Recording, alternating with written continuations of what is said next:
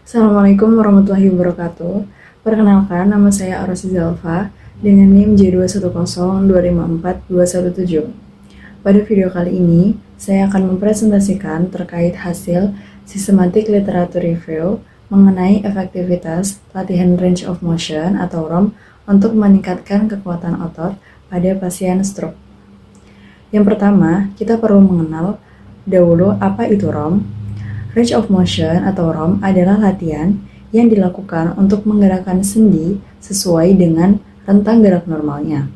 Latihan ini bertujuan untuk mempertahankan fleksibilitas sendi, mencegah kekakuan otot dan sendi akibat imobilisasi, serta membantu mempertahankan bahkan meningkatkan kekuatan dan tonus otot pasien.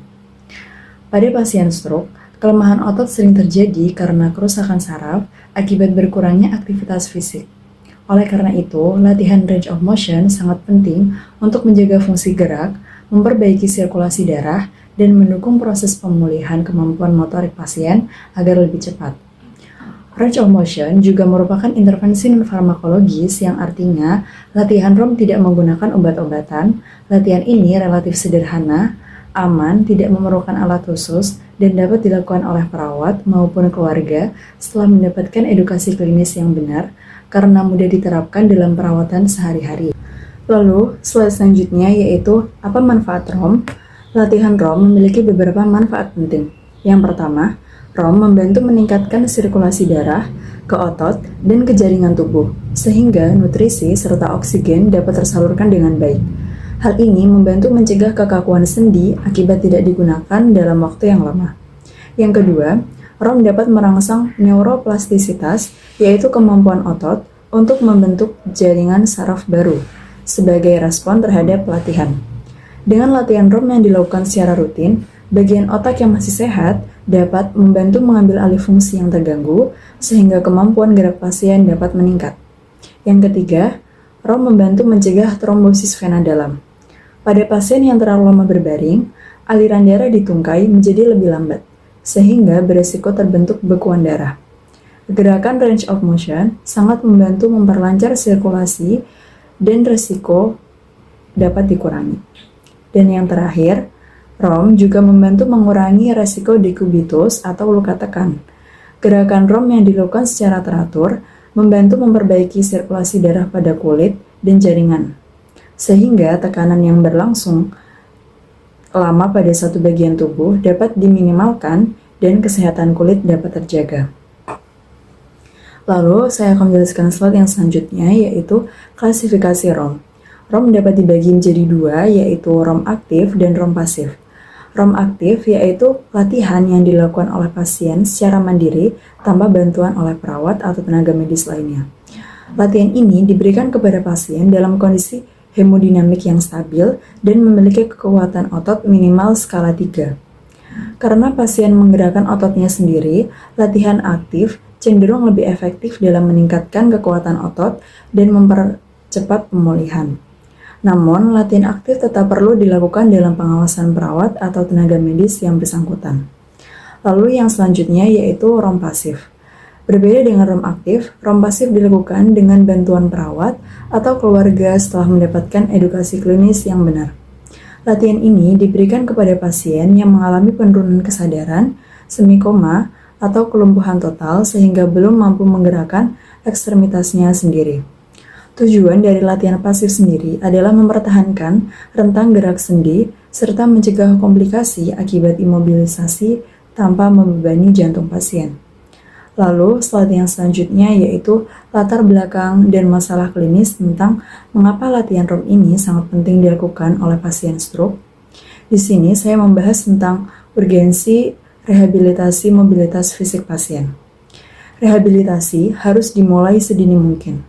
Tanpa latihan yang teratur, pasien berisiko mengalami penurunan massa otot, kekakuan sendi, serta kehilangan kemampuan melakukan aktivitas sehari-hari. Nah, disinilah perawat memiliki peran penting dalam memberikan latihan range of motion untuk merangsang kembali fungsi neuromuskular pasien. Lalu, slide yang selanjutnya adalah protokol pelaksanaan range of motion. Yang pertama adalah perawat mengkaji kondisi pasien, terutama tanda-tanda vital, dan status hemodinamik pasien. Yang kedua, range of motion dilakukan minimal 2 kali sehari, yaitu pada pagi dan pada sore. Lalu, yang ketiga, setiap sesi latihan range of motion berlangsung sekitar 15-20 menit dengan pengulangan sebanyak 8-10 kali. Dan yang terakhir yaitu evaluasi. Setelah latihan dilakukan secara rutin, perkembangan pasien dievaluasi menggunakan manual muscle testing atau MMT. Penilaian ini bertujuan untuk mengetahui apakah kekuatan otot pasien mengalami peningkatan atau malah justru berbahaya bagi pasien. Lalu, slide yang selanjutnya saya akan menjelaskan tentang beberapa contoh gerakan range of motion. Pada slide ini, saya hanya menampilkan beberapa contoh latihan ROM seperti gerakan ekstremitas atas, gerakan leher, dan gerakan pergelangan tangan. Gerakan dilakukan secara perlahan sesuai kemampuan pasien tanpa menimbulkan rasa nyeri di otot pasien. Slide selanjutnya yaitu efektivitas range of motion. Hasil penelitian yang disadur dari NIDAR dan rekan-rekan tahun 2021 menunjukkan bahwa latihan ROM aktif dan pasif mampu meningkatkan kekuatan otot pada pasien stroke.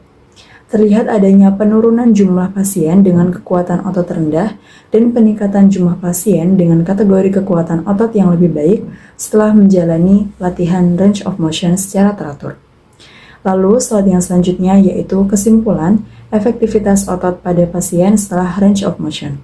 Dapat disimpulkan bahwa latihan ROM memiliki intervensi keperawatan yang lebih efektif meningkatkan kekuatan otot pada pasien.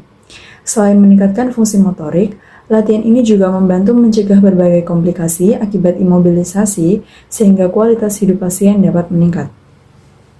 Lalu slide selanjutnya adalah referensi. Ini adalah beberapa referensi yang saya gunakan dalam membuat systematic literature review ini. Referensi ini berasal dari jurnal ilmiah serta standar intervensi keperawatan internasional atau SIKI dan menjadi acuan landasan praktik latihan range of motion. Lalu slide yang terakhir yaitu penutupan. Demikian presentasi yang dapat saya sampaikan. Terima kasih atas perhatian Bapak dan teman-teman semuanya. Mohon maaf karena banyak kekurangan dalam presentasi saya maupun systematic literature review yang saya buat. Terima kasih. Kurang dan lebihnya mohon maaf. Wassalamualaikum warahmatullahi wabarakatuh.